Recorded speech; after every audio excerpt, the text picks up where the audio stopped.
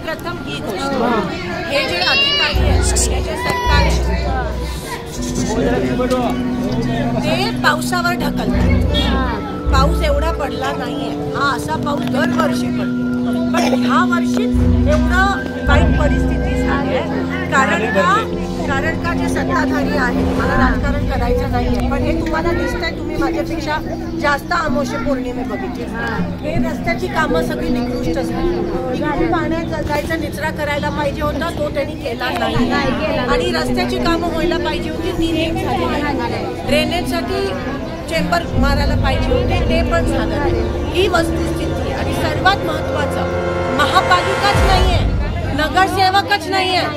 गेले ऐका मला 21 ऑगस्टला तुम्ही आयुक्तांना भेटलेलं होता, पत्र दिलेलं होतं. त्यानंतर लगेच 24 आणि 25 तारखेला टेंडर निघतात. सलग 2-3 दिवस सुट्ट्या असताना हे टेंडर कसे काय निघतात आणि तुमच्या शिफारशीची का याच्यामध्ये सहभाग केला गेला नाही? महत्त्वाची गोष्ट म्हणजे काल आणि परवा जी सोलापुरात अतिवृष्टी झाली आणि लोकांना दिशाभूल करण्यात आलं, लोकांची दिशाभूल करून लोकांना सांगण्यात आलं की एवढा मोठ्या प्रमाणात पाऊस कधीच सोलापुरात पडला नव्हता. ही चुकीची माहिती एकतर आयुक्तांनी आपल्या समोर आणली, महापालिकेने आपल्या समोर आणली.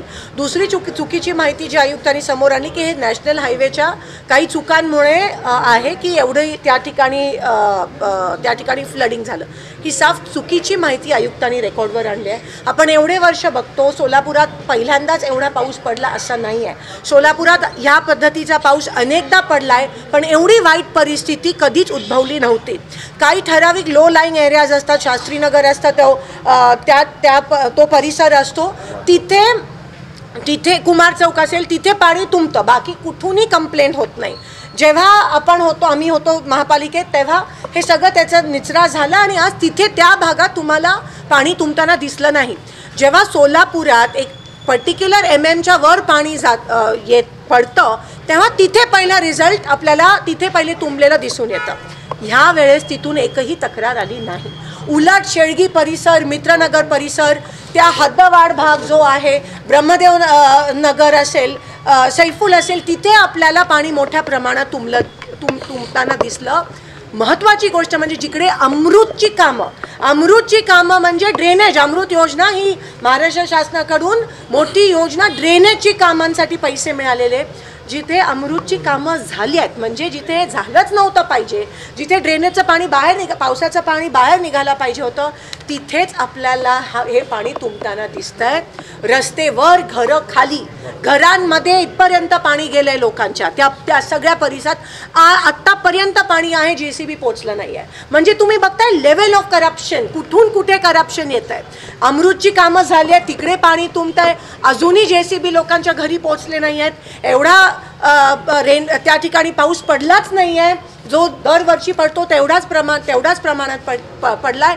पण मागच्या 2-3 वर्षात महापालिकेमध्ये इलेक्शन झाले नाही आहेत.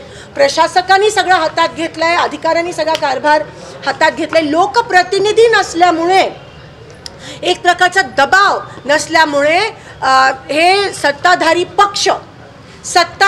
पक्ष आणि अधिकाऱ्यांमध्ये मिलीभगत असल्या कारण आज सोलापूर शहरामध्ये ही अवस्था आज आपल्याला दिसून येते. तुम्हाला आठवत असेल 2 वर्षाखाली जेव्हा कुमार चौक तुंबलेला, तेव्हा मी स्वतः त्या ठिकाणी गेली होती आणि मी ठिकठिकाणी जाते. काढादी चाळीत हा विषय होता.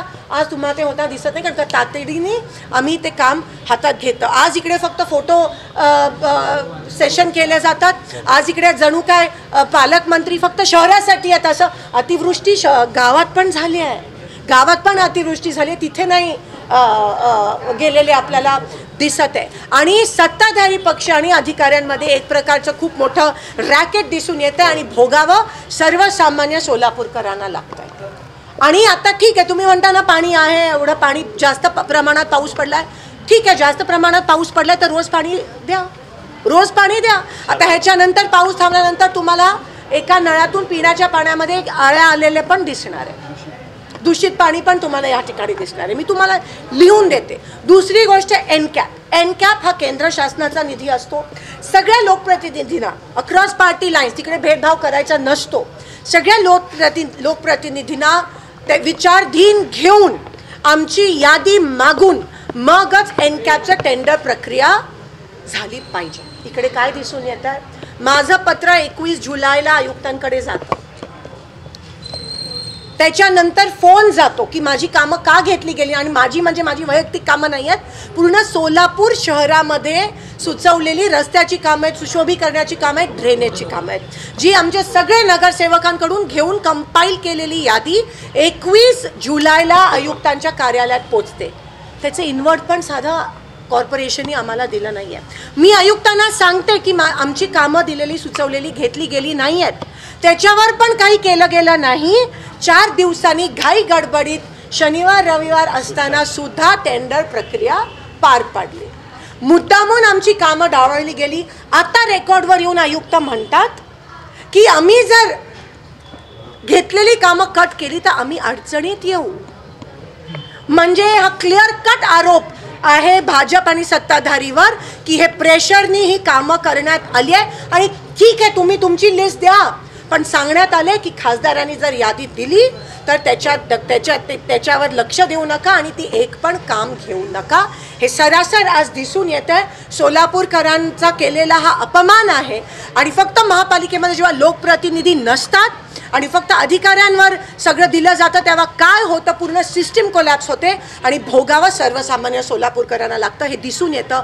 एवढे वर्ष आम्ही पण सत्ता बघितली, पण एवढं गलिच्छ आणि एवढं खालच्या पातळीचं राजकारण हे कधीच झालं नव्हतं. एक नवीन लो ज्याला म्हणतात ते भाजपकडून आणि सत्ताधाऱ्यांकडून आपल्याला होताना दिसतंय. हा आमचा आरोप आहे. आणि आयुक्तांना आज आम्ही सांगितलं, जोपर्यंत एनकॅपची ती लिस्ट तुम्ही रिवाईज करत नाही, जोपर्यंत आम्ही दिलेली सोलापूरकरांसाठी रस्त्याची कामं असतील, इतर कामं असतील, जोपर्यंत तुम्ही घेत नाहीत तोपर्यंत आम्ही इथून हलणार नाही. त्यांनी शब्द दिलाय की मंगळवारपर्यंत रिवाईज लिस्ट करून आम्ही दिलेली सगळी कामं ते घेतील आणि आम्हाला कळवतील.